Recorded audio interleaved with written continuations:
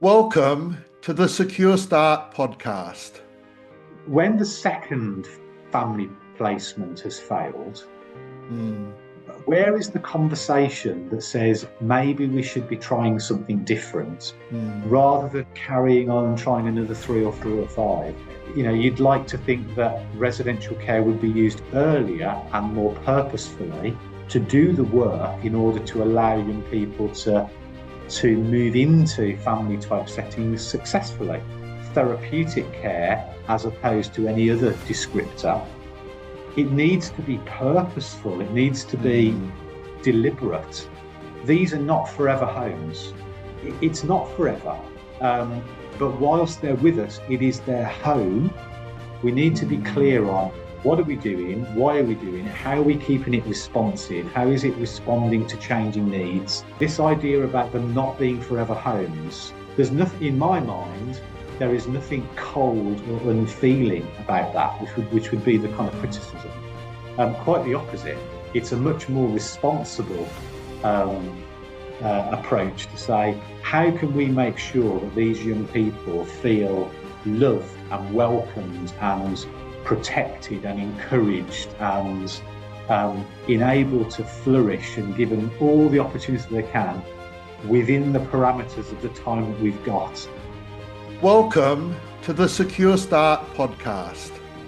I'm Colby Pearce, and joining me for this episode is a highly experienced practitioner and leader in the UK residential care community.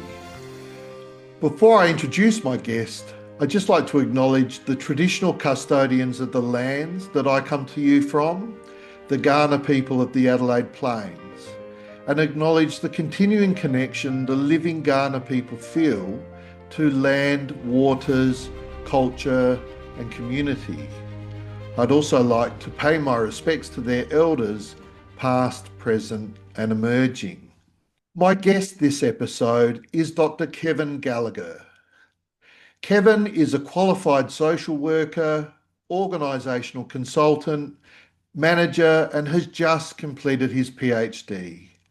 He has worked in residential care and education for almost 30 years, the past 10 years with Amberley Care. From frontline practitioner through management roles and into leadership in a diverse range of organisational structures, both public and private. Kevin's passion is for therapeutic residential care and education, promoting the use of quality improvement standards. He is an advisory group member and therapeutic care specialist at the Royal College of Psychiatrists. Kevin has been a trustee of the Consortium for Therapeutic Communities for over a decade, supporting and developing therapeutic practice across the UK, in particular supporting local authorities to commission specialist provisions. Additionally, Kevin assists providers in strengthening models and practice. He is very public as a campaigner for better understanding and use of residential care through a focus on practice evidence. Welcome, Kevin. Hi, Colby. It's great to spend some time with you, and thank you for that very generous introduction. I feel like I need to, add some personal bits to it. I'm a Gemini. I don't like football. I'm no good at DIY, and we're picking up a new puppy tomorrow. So I think Oh, that really? just it kind of rounds off a long list of work-related activities. But it's great to be with you, and I'm delighted to have been invited. Thank you.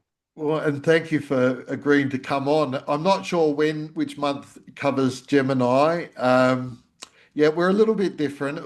I don't mind the football and building things. In fact, I've spent much of today doing renovation work here at my house, but we obviously both have an affection for dogs. There you go. What sort of puppy are you getting tomorrow? So we're getting an Irish Terrier puppy Oh tomorrow. yeah, Uh, yep. yeah, so last dog of 16 years sadly passed away about a year ago. Oh, So we've kind of got the summer holidays out of the way. so that we're now ready to have a new addition to our home. And actually, we'll be registered as a therapy dog as well, so I can bring him into work with the Okay. children. Yeah, I look. I'm a massive dog person. I love dogs. Mine last month was 2 years since our Maltese cross poodle passed. And I like to tell the story about the variation in the dogs that Rebecca and I have had it in the course of our marriage. So our first dog early in our marriage was an Alaskan Malamute. And so a very big dog, very big, very strong, shedded a lot. And then we went from there to a Maltese cross poodle, or a moodle as they call them here. Okay. And they both used to sleep in our bed.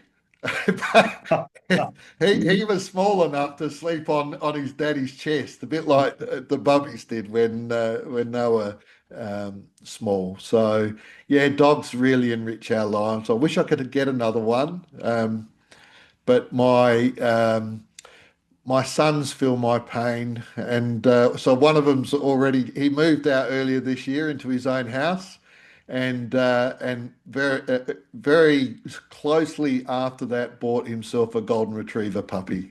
Dogs have always been part of my life, and actually, even at work, we have dogs and animals of various descriptions in our two settings. I might talk a little bit about later. But I think Oh, that kind of the impact of having dogs around or having animals around and needing to care for them, as well as the kind of the distraction and shared experience that you can have with staff. I mean, yeah, I think it enriches our lives to have animals around. and I think there is definitely an evidence base that is emerging around the role that pets slash Yes, animals at play for the benefits around mental health and well-being, and the developmental benefits for children and young people as they're growing up, having pets to care for. So yeah, yeah, definitely. that's great. Was there anything else that you wanted to add to the bio that I read before, or just the No, addition, the personal it's one of additions those were things. sufficient? No, it's an honour to be invited, and I think when you kind of read it out, when you're in and doing the work, and then the years go by and you learn and your role changes, and now I find myself 30 years in, being invited to have conversations like this, which is a real privilege. So it's always useful to be able to reflect on the journey and the different roles and how it's evolved and how that informs how I practice and the views that I have around childcare, how we run the services, how we campaign. So I think it's a useful starting point in terms of the conversation this morning. Yeah, yeah. And of course, the privilege is also mine as well, having you on. So tell us about how you got involved in residential care. I mean, I think like a lot of people in helping professions, um, there's a degree of wounded healer in the background. Um, I sort of fell into it in my mid-20s. I kind of left school at 16 with qualifications. There wasn't an encouragement in my house to kind of stay on and go to further education at Mm, university. Um, and so I was out into a world of work and struggling with my identity as a gay man. I hadn't come out at that point, and I found myself with a house and a girlfriend and a job and responsibilities and living a life that really wasn't authentic. mm, And there was a kind of a hidden side, and the tension and the pressure of managing that culminated in me coming out and having quite a lot of difficulties during my late teens and early 20s. Um, become a little bit estranged from my family for a while, a bit of running with the pack, mixing with mm. some of the wrong crowd, too much partying, those sorts of issues, and I was kind of finding myself. Um, and I wasn't happy during that period. And Mm. then um, as I began to settle into myself a little bit more, I actually went back to night school as it was then and did Mm. my sociology and psychology A levels um, as a stepping stone towards social work. I think the my experiences of being a gay man and coming out and growing up during the 80s. I was born in 69, so the kind of the environment in the culture at the time around homosexuality was still very negative.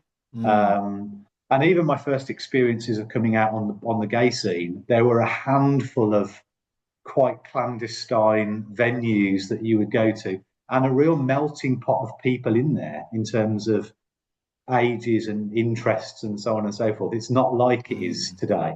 And I think I was very aware of inequality, unfairness, feeling excluded. Some of these thoughts were not properly worked through because I was living them and experiencing them as a young man. And that definitely informed a motivation to want to help others. I'd always found that I was fairly gregarious, quite confident in, at least on the surface, quite confident in social situations. And when I left school, I ended up working in banking and sales. So a very kind of talking, interacting type profession. And I think that, and then this combination of social values and wanting to help people, I didn't recognize it at the time, but some of that was also my own healing. That took me towards social work training.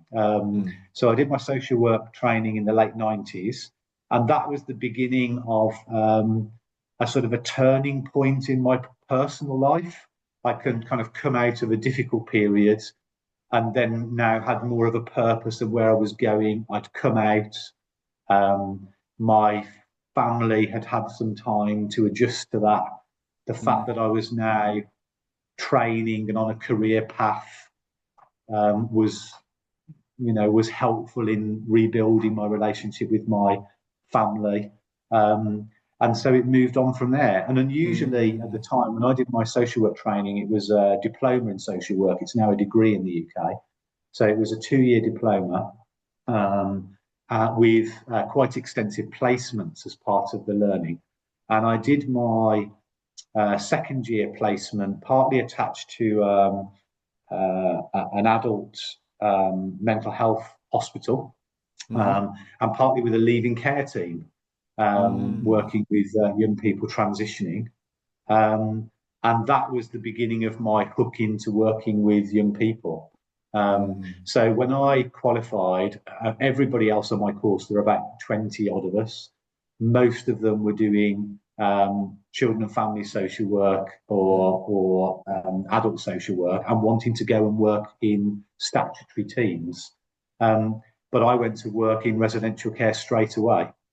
In the local authority. So even that was quite unusual at the time. So I found myself in a small local authority children's home in the West Midlands in a very kind of urban setting, working with quite diverse, challenging young people. If I look back on it now, there was no deliberate use of residential care. This was a unit, as the language would have been called then. And we were working with whichever young people the senior management in social services were sending through to us. And it happened that we were working with a very complicated young person who displayed sexualized behaviors as part of his kind of profile. And we were engaging with an independent sector organisation that were actually coming out to do some assessment to see whether he would be a suitable match for their service.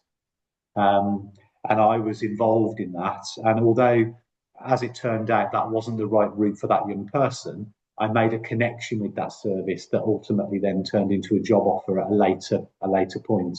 But I found myself fairly quickly as the only qualified member of staff in a mixed staff group, and within a few months of being there, the registered manager had an accident that injured his back and put him out of work for several months.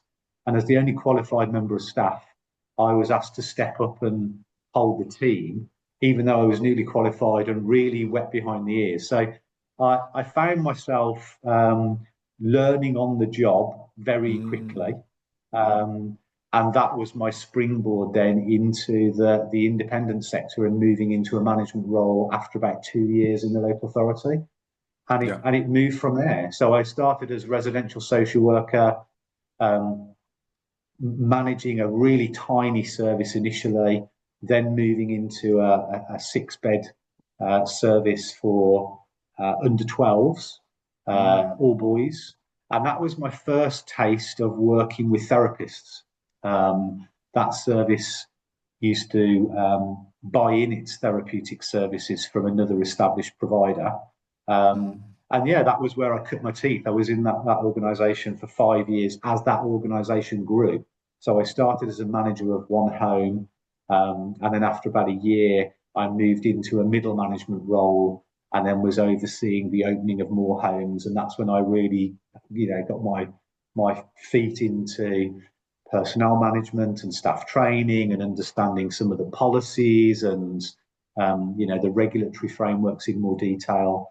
And it basically moved on from there. So yeah, it's definitely rooted in personal experience. There was definitely a motivation to want to help others. When I look back now at my knowledge back then was wafer thin, really wafer thin. I mean, a lot of the judgments were quite crude and naive. I mean, I remember a phase. I mean, this would have been way back, very end of the 90s, and my thinking was very much about good parenting. It was quite sort of middle class, sharp elbowed parent type thinking about manners and looking after our environment and making sure there were bedtime stories and that the house was well maintained and there was abundant food on the table. And so I didn't have any of the underpinning theory to go with that. It was just based on this kind of strong sense of good parenting to try and make up for what had been missed.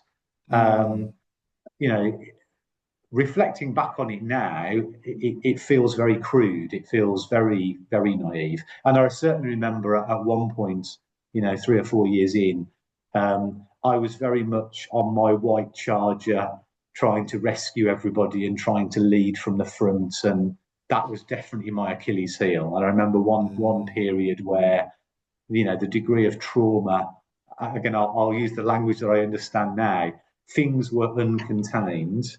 I wasn't recognizing the need to contain the staff, to contain the children. I was trying to do all of that myself.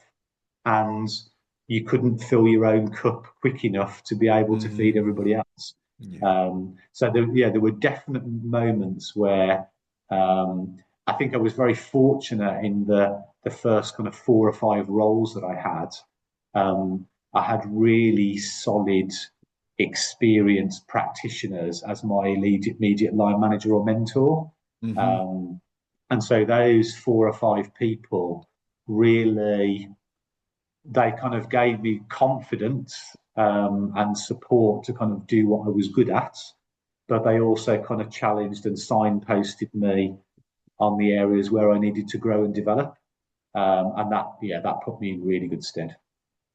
People seem to find their way into this area that kind of need to find their way into this area. It's strange work, really, isn't it? I mean, when I talk to people about over the years, and I've talked to kind of friends or people that you meet who are outside this work, and people will often say, "Oh, well, it must be so rewarding," or "Well, I couldn't do what you do," and it is a very strange situation. I mean, even thinking specifically about the idea of a children's home, it's a place of work for the staff who are coming in, but then it's a relational and very kind of familial and domestic setup. But then the young people who are there are not really there by choice.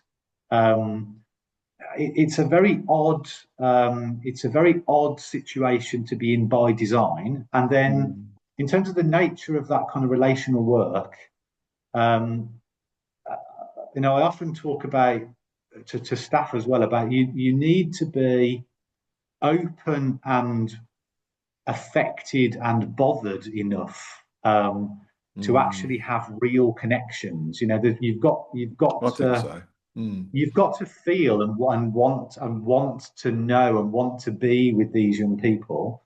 But by the same token, you also have to be slightly detached and aloof enough, if aloof's the right word, detached enough to be able to think and see things objectively and be able to apply yourself deliberately. And I suppose that's the point the thing I was talking about earlier. I suppose that's the point of distinction.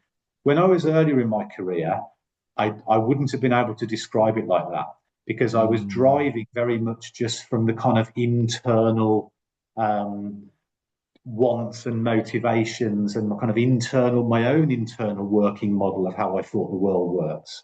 But now I'm able to kind of harness the good parts of that, but also balance that with something that's a bit more structured and a bit more evidence-based and informed. The thinking has a much more concrete underpinning now, rather than it just being from the heart. You need that. I think the word that comes to mind is sophistication. Like the approach has become more sophisticated as you've had opportunity to reflect on the role that you've been performing and delivering over the years.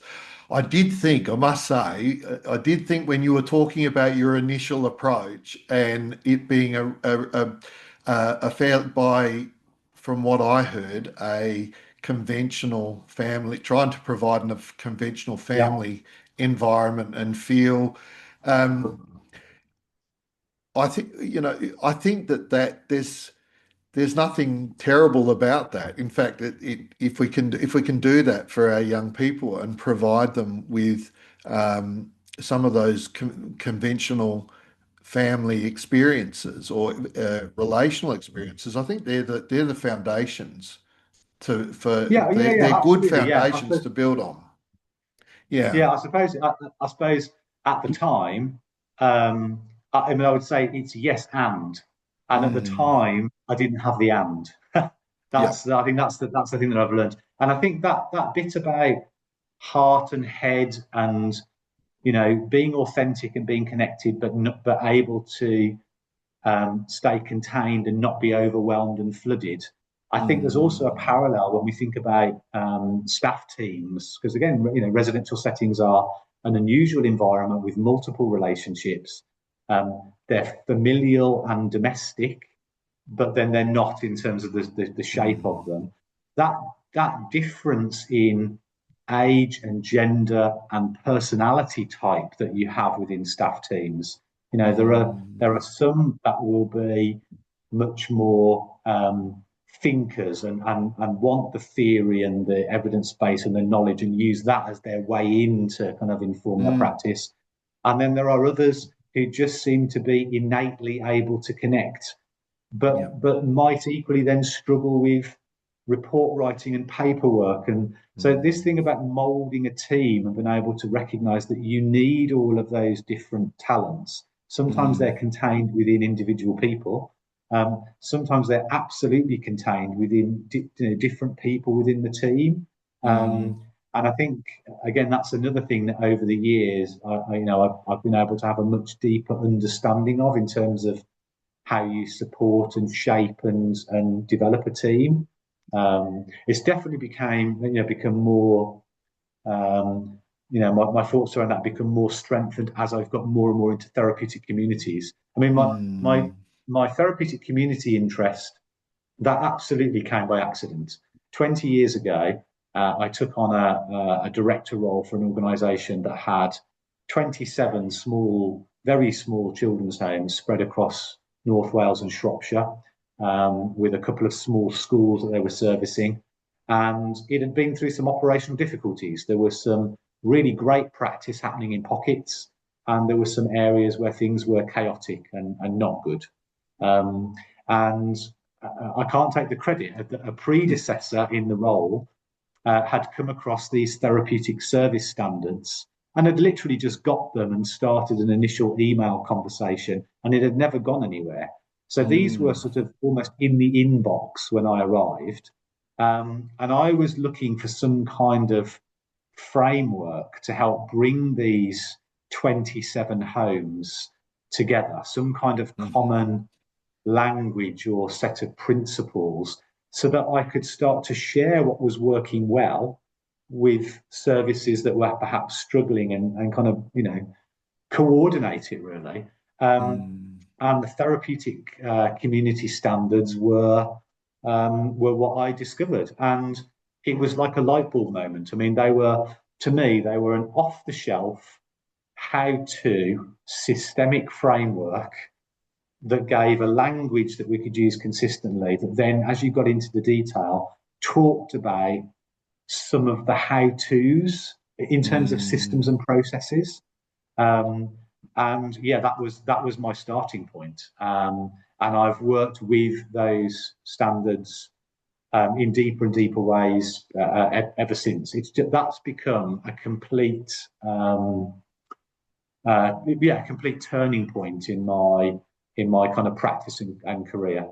Yeah. Peter Wilson, a very recent guest, said his life has been a series of serendipities. All these. Yeah. You referred before to, you had some mentors that you had when you were getting into the work, and I really wanted to ask you, when you mentioned them, what it was that you took from those mentors that helped you in your own practice and career progression. So I think in my very first step into the independent sector, so after about 18 months, 2 years of working in the local authority, so in the UK, as people may know, most children's services in the UK now are delivered by the independent sector. Most of that is private sector. There's a small amount of third sector provision, and public sector provision has been very, very low for a long period of time. And when I was first joining the profession, it was right at the beginning of that journey. So the independent sector was relatively new. It was probably a decade. We'd been around for about a decade, but it was growing. So my career has been lived through the experience of public sector shutting everything, and a new market of private provision, and how that market has evolved and matured, which we can talk about later. So in that very early stage, I was working with two experienced local authority child protection social workers who were, and this was very common in terms of how those early services were set up. It was predominantly experienced local authority practitioners who were, disappointed or frustrated with the way that services were organised, who decided to go out and set up on their own to do things differently. And so I worked with these two guys who were very well established in their own reputations. They knew what they were doing. The service was, solid in terms of its understanding. It wasn't, yes, it was a for-profit organisation, but back in those early days, this wasn't set up as a money-making venture. That wasn't the kind of way it was positioned. This was like new innovation. So being around them and having their support was just very reinforcing in those early days. And then I moved to a larger organisation. I took a sort of middle senior management role in a larger organisation that was already working therapeutically in different ways. And I had there was a female managing director there, again, very, very long in the tooth, established local authority child protection social worker who'd been managing these services for a number of years, and had that mix of the kind of operational leadership in a space where the services are being purchased by local authorities, but still needing them to operate from a practice perspective, quite a diverse portfolio of different provisions. So again, there was a bit of troubleshooting to be done there. So it was good experience. And she was, as I touched on earlier, she was somebody who appreciated what I was able to do and gave me space to just crack on with it, but was an absolutely amazing backstop and mentor. So in terms of if I was hesitant about something, that sounding board, but it really felt like a peer relationship rather than it being a line management relationship. It felt very kind of creative. And that then was a stepping stone then into the organisation. I think a mutual colleague, Patrick Tomlinson. I joined SACS. So there was a bit of full circle there. So SACS was a very, very reputable therapeutic childcare organisation in Shropshire in the Midlands. And the first independent sector role that I had, where there was the bought-in therapy, was being provided by SACS. So I began to have a sort of an awareness and a working relationship with them. And 3 or 4 years later, I then joined as a director when that organisation was expanding. And that was one of the most significant periods in my kind of, middle part of my career. The expertise, there was a lot of commitment in that organisation to really developing the evidence base of what they were doing. They developed a body of work. They had a very clear treatment and intervention and assessment process. The systems were very structured. The people that they had recruited into that kind of senior team, there was a lot of thinking going on. They were writing, publishing articles, supporting the writing of books. It was a really fertile period in terms of being exposed to thinking. I mean, that's when I started to get more exposed to psychodynamic thinking. First came across the Tavistock. It's through that organisation that I had the opportunity to do my masters with Tavistock in psychodynamic consultation, and through that, personal therapy alongside that as part of that kind of reflective work, which was not something that I'd done earlier in my life. So it was really interesting to come at personal therapy under the auspices of work and a qualification, but it was really that point where I properly got to understand that you're using yourself in the work in a very explicit. My understanding became much more explicit, and then my understanding of the theoretical underpinnings of that and what that looked like in terms of organisational structures and systems, and the idea of anxiety in organisations and containment and how that pertains to leadership. All of those ideas absolutely came through my time at SACS and that qualification. There were several very influential colleagues there, and they were also an organisation that was very outward facing and networking with other practitioners. So it certainly laid the foundations. It gave me introductions and contacts with other people and into the other networks that I'm still very much in contact with today, 20 years on. So that was definitely very, very significant. And I think the other person I would say would be very significant for very different reasons. Before I came to Amberley, so I've been at Amberley now for 10 years. But after I finished that consultation qualification, I started to do some individual consultation work to make it live, to make it a real thing. And I used to meet up regularly with other providers in our part of the country, kind of networking groups. And the original owner and founder of Amberley was somebody that I used to see regularly in these spaces. And we got on well, and she needed some role consultation because she was a director, a registered manager, a responsible individual, she was wearing a lot of hats in quite a small organisation and needed some thinking space, some kind of coaching and thinking space. And that relationship was ongoing for 6.5 years, providing that supervision and I did some board strategy days and some team development days at various points. And there'd always been a bit of a joke. I was running a much larger service as an employee. And there was always a bit of a joke about, when you're going to come and work for us so I can retire, I could hand over to you. And that conversation became more serious in 2015. And so that's how I joined Amberley. So Amberley's been around for 20 years, and I've been connected with the service for almost 17 of those, but employed in the leadership role for the last 10. So that relationship with that particular woman, that founder,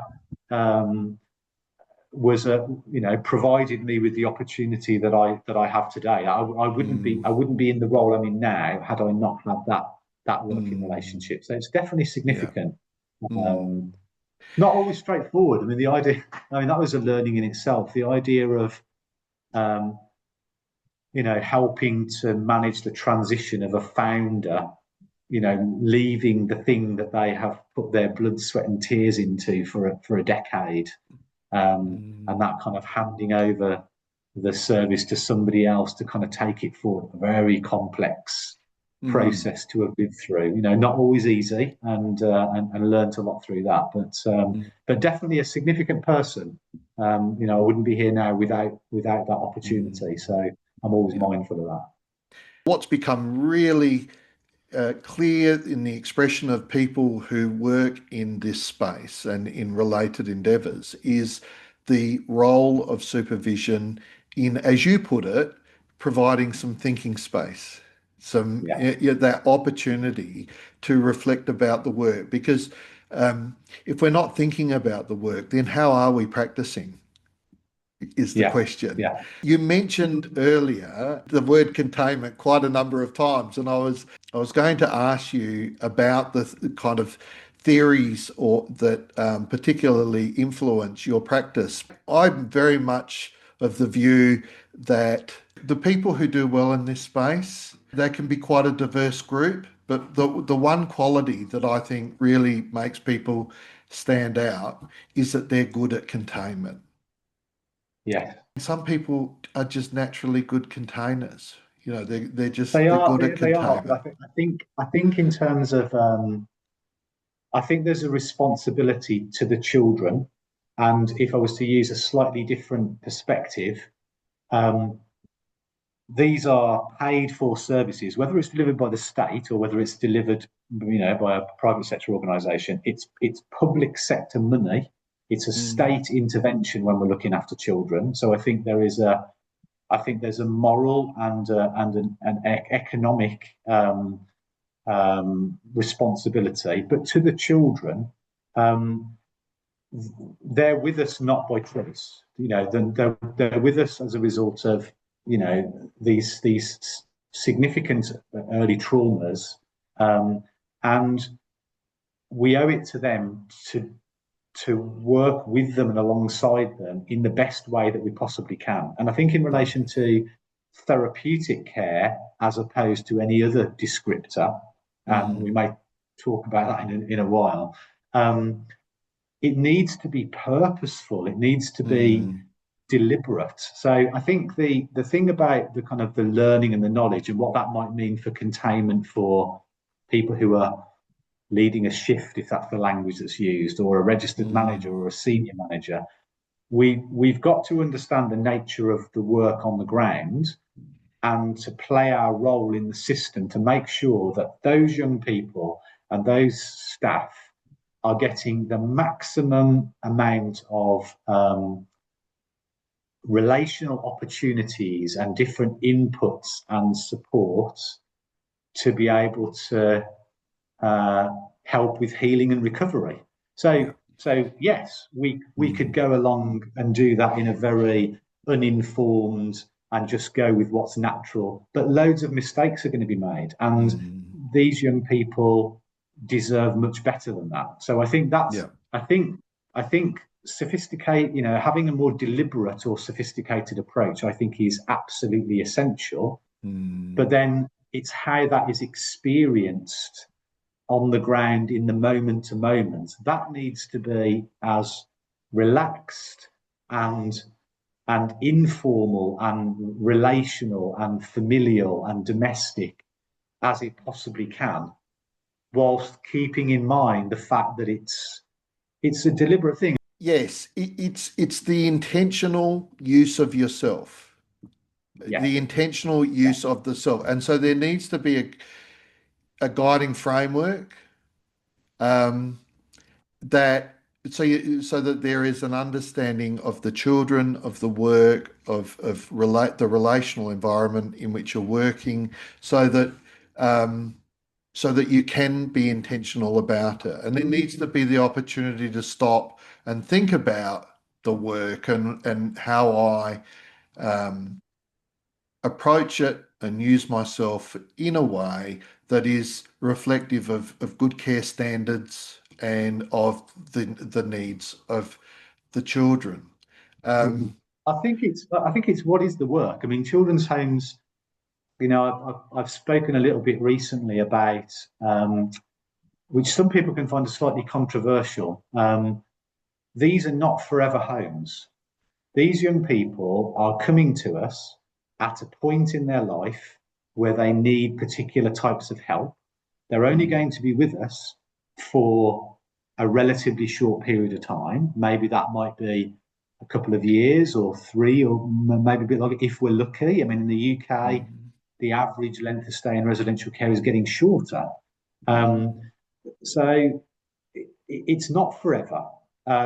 But whilst they're with us, it is their home, but it's a special home where they're there to get specific sorts of help from a diverse group of individuals. So the purposefulness, we can't afford drift.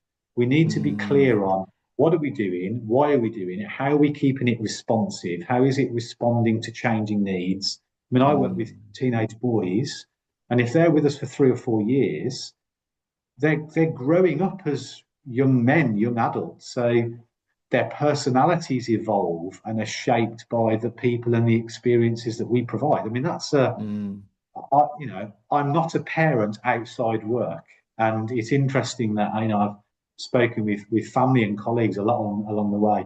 I think there is a strong parenting motivation within me that mm. gets satisfied through the nature of the work that I do. Um, so yeah, it's strange when you have like a media presentation about children's homes, and young people can then either be put into these polarized positions of being, Mm, these poor victims that need to be looked after by the state. And if you start from that position, a whole load of assumptions can unfold. Or it's a more demonized view about, mm, troublesome individuals that need to be managed away from society. And both of those positions are obviously unrealistic. mm, Um, but they both then set up a set of assumptions at a societal level about what a children's home is or what it's for. Um, and yeah, this idea about them not being forever homes, there's nothing in my mind. There is nothing cold or unfeeling about that, which would be the kind of mm, criticism. Quite the opposite.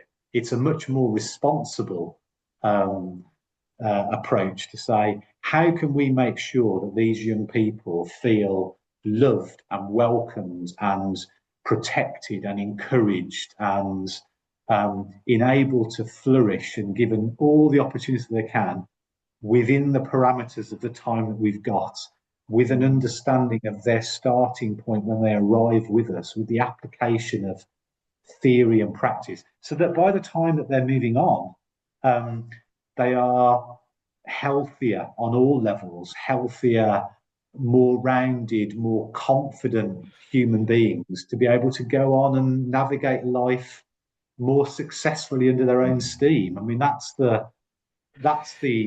outcome from my perspective, I think. Yeah, it's not so controversial with me, Kevin. I've been thinking a lot about how the best way to use residential care in a sense, um, because I do think it has strengths. It has really clear strengths in a number of areas.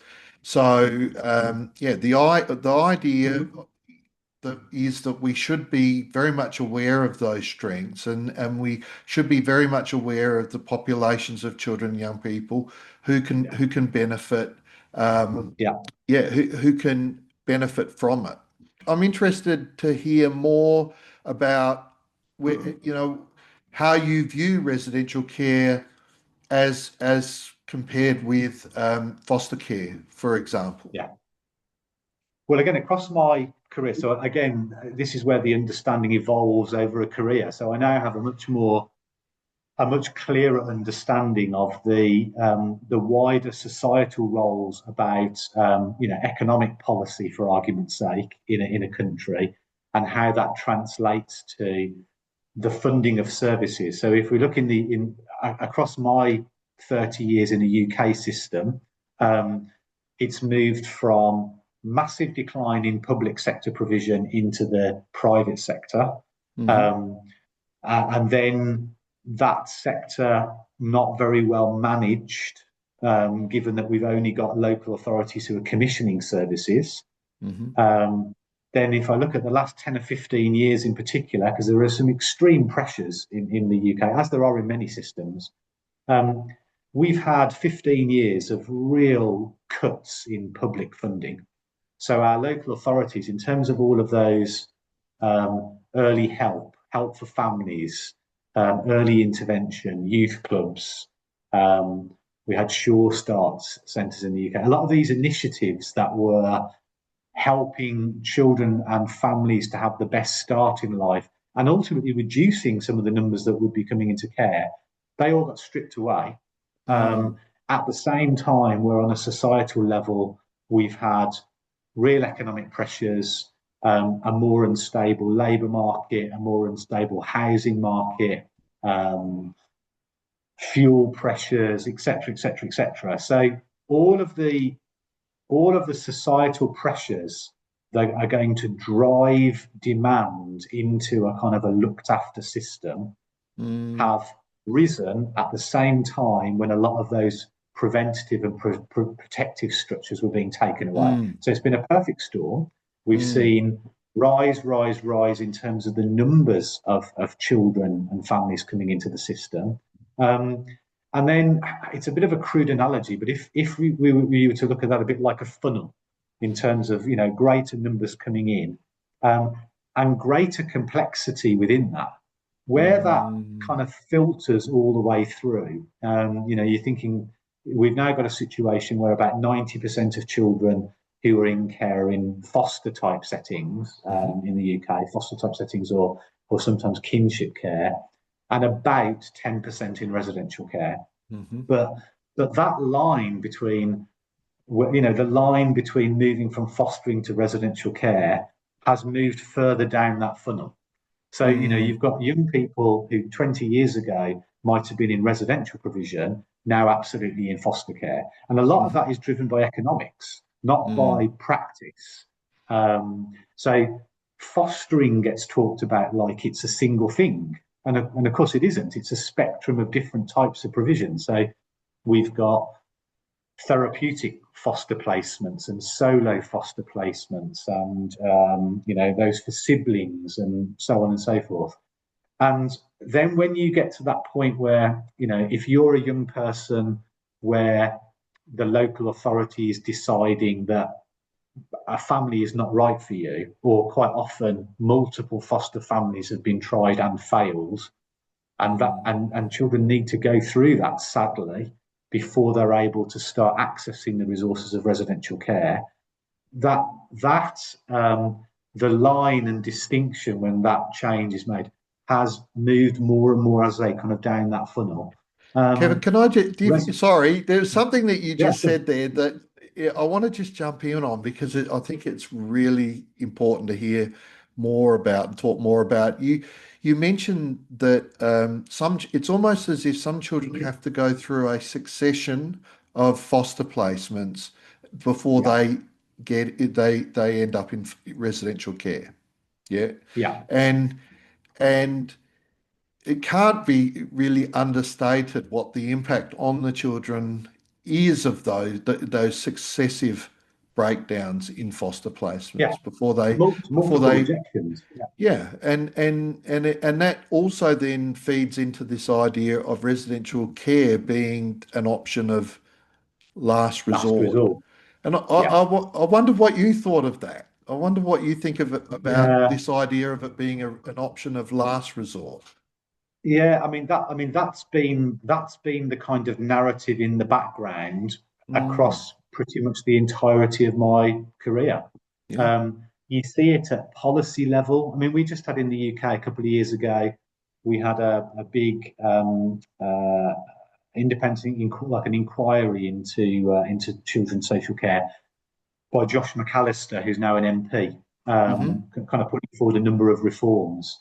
And it was interesting in that in terms of who they spoke to and what the kind of narrative was guiding that kind of inquiry, because Mm, residential care was hardly even included in it.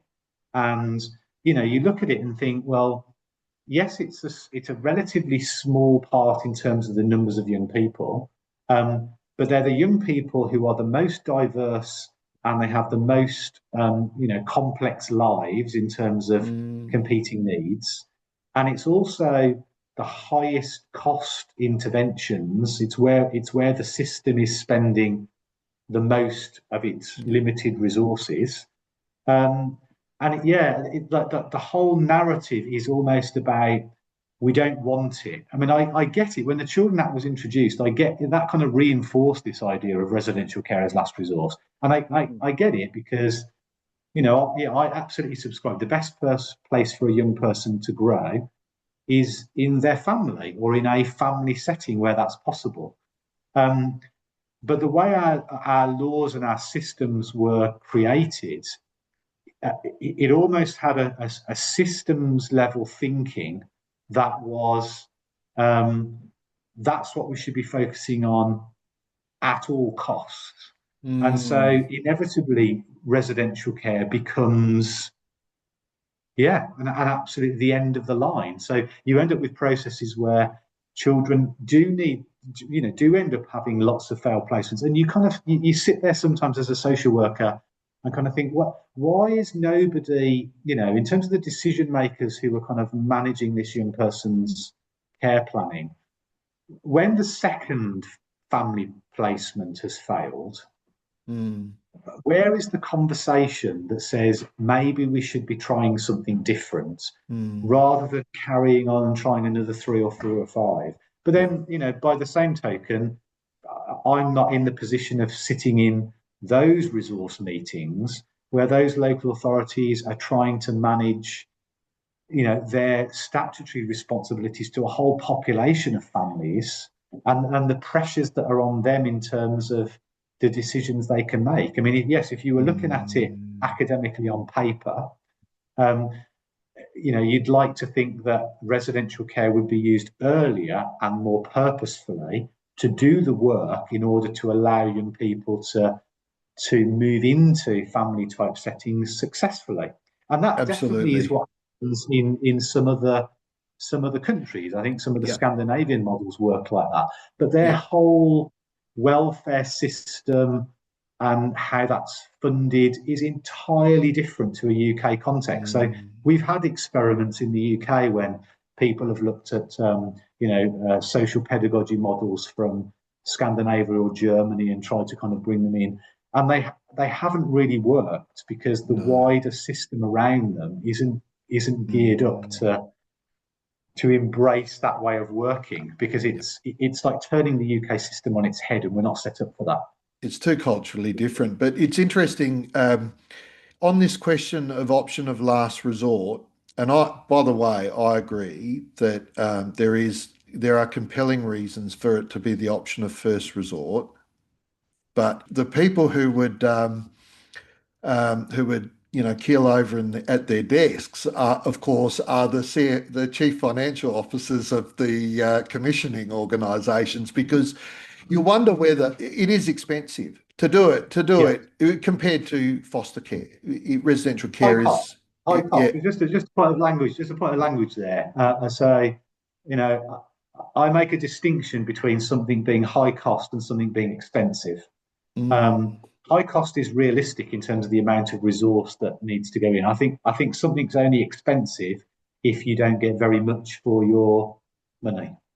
Because there's a conversation about the cost of things and about value for money and how you determine that. So they are absolutely high cost. mm, Um, there's a sensitivity to that in the UK because we have examples of profiteering, mm. which is something that's become quite a political and a media element in the kind of wider narrative. That's why my ears pricked at that Yes. language. Again, I think you raise a very, very good and very interesting point around, and that is around value for money. And I want to get into talking with you a little bit about the heterogeneity of residential care, that it's not all the same, just in the same Yeah, way that not all families are the same. And not all yeah, foster, and there seems to be a relentless pursuit to try and make, and I've been part of it, to try and make all care experiences as same as possible. But reality defies us. The reality is that there is yeah. always going to be diversity. But just getting back, this idea of the option of last resort. I mean, you do. I am turning my mind to whether that is it the option of last resort for financial reasons, or is it the option of last resort because it's a lower standard of care? No, What are your thoughts about that? yeah, interesting point. I think the financial drive is very, very significant within that. And as I say, over an extended period of time, when the financial imperatives for local authorities have changed, in points when Mm, they're under, dire cuts, if that financial motivation becomes much more to the fore. But I think before that, I think going back to the comment I made about the Children Act, I think there's something rooted um, in our systems thinking, in our cultural thoughts about what is the proper place for children to be brought up in, what is the environment. So this idea of the family and the family home, and for children to grow up in that environment, and what we might think of as ideas of normality and childhood and so on and so forth. There's something deeply ingrained at a cultural and systems level, and even in terms of our legislative framework, that means that we're prioritizing family. And in many instances, I absolutely agree with that. I completely agree with that. But I think that needs to be balanced with, and yes, and mm, sometimes a family has been the place where trauma has been created to such an extent that that young person needs something different for a period yeah, of time.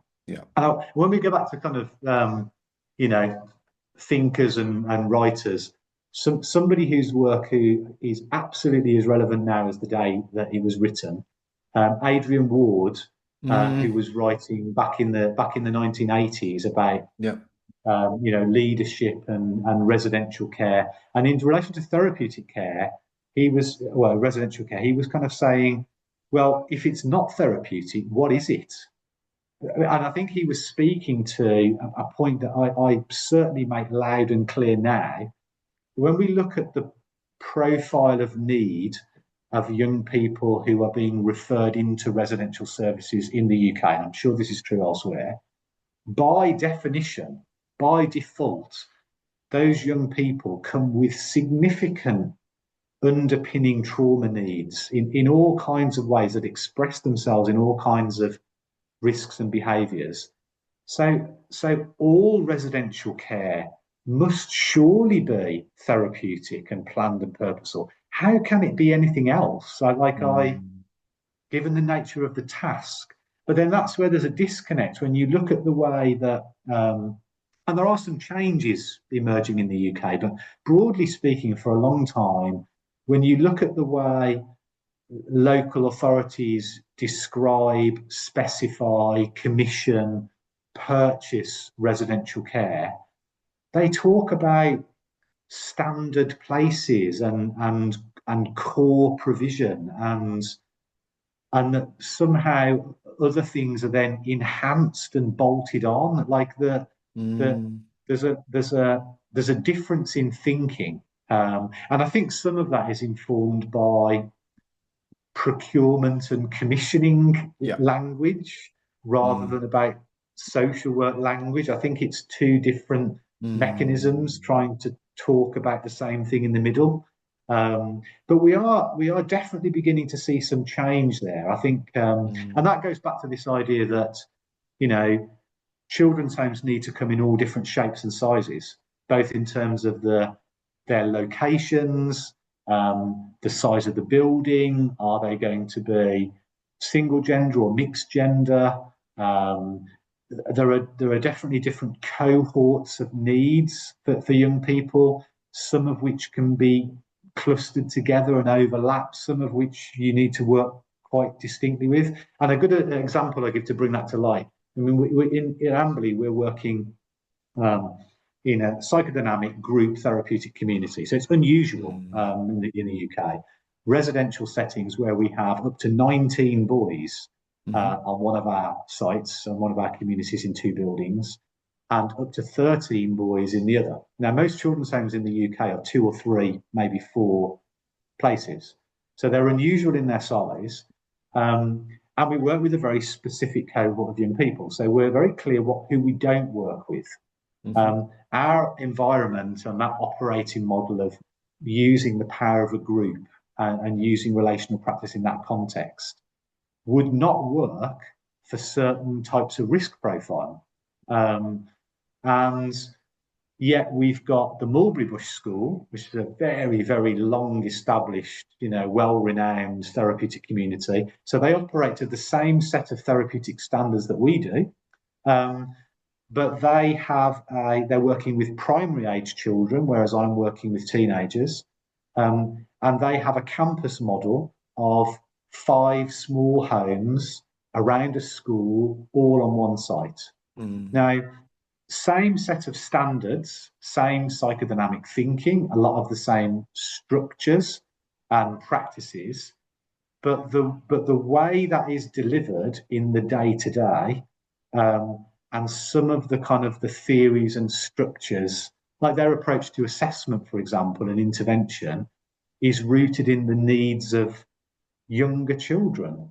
So Mm. it's a way of having the same framework of practice in terms of governance, but the methodology that you're then hanging on to that framework is bespoke to the nature of the children that you're working with. And I think that speaks to this idea that we need diversity of provision. You can have some standard frameworks to help create some common language, but that allows local authorities, when they're more confident in engaging with that, it allows local authorities to be able to make more of a comparison between apples and pears.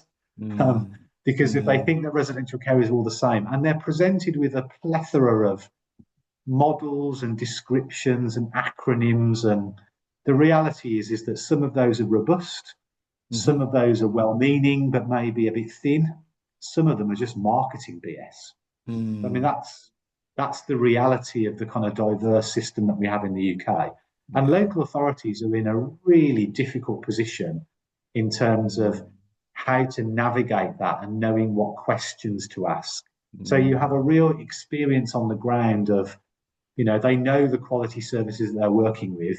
They also are they're hamstrung at the moment because there isn't enough provision. Volume coming through the door is huge. Complexity is huge. They Mm. haven't got access to enough diverse services that meet need. So there's all kinds of failing arrangements. unsatisfactory arrangements for children, overly expensive, certainly not delivering value for money. We've got a lot of that in our system in the UK, but it's not the whole by any stretch of the imagination. No. But where it would have been a frayed edge to our system maybe a decade ago, those are now big tears. It's definitely expanding. Yeah, there's no question. No question. Yeah. And now we're now beginning to see the kind of over the last, I'd say the last half a dozen years maybe, we're beginning to see an increasing focus now on wanting more diversity, focusing more on practice, therapeutic community standards, therapeutic childcare standards. They've always been around, but now they're starting to be rediscovered and re-engaged with, it's great. It's also a little bit frustrating at the same time, because there's been lots of people and lots of government reports over the years that have been pointing to these things, but somehow the system just wasn't in a place to be able to make that shift. So there's still a lot of work to go, but there's definitely promising green shoots. Well, listen, Kevin, it's been an absolute pleasure to speak to you about these issues related to the work. I feel like just kind of this is a bit of a press pause, because there are some things that already that I'd like, time permitting, I would like to follow up with you. And if you're game, I'd love to have you back, in a little while on the podcast. But thank you for making the time and contributing to what's been for me quite a very enjoyable and informative conversation. Well, no, thank you so much. I mean, it's been lovely to spend time with you, and I'd happily unpack more of these issues in more detail. I suppose by way of apology, sometimes the ideas link from one to another, and maybe some of these points could have been put across more succinctly for you. But no, I really, really appreciate the opportunity to speak to you this morning, and I hope that viewers and listeners find some of that interesting and helpful. Thanks, Kevin.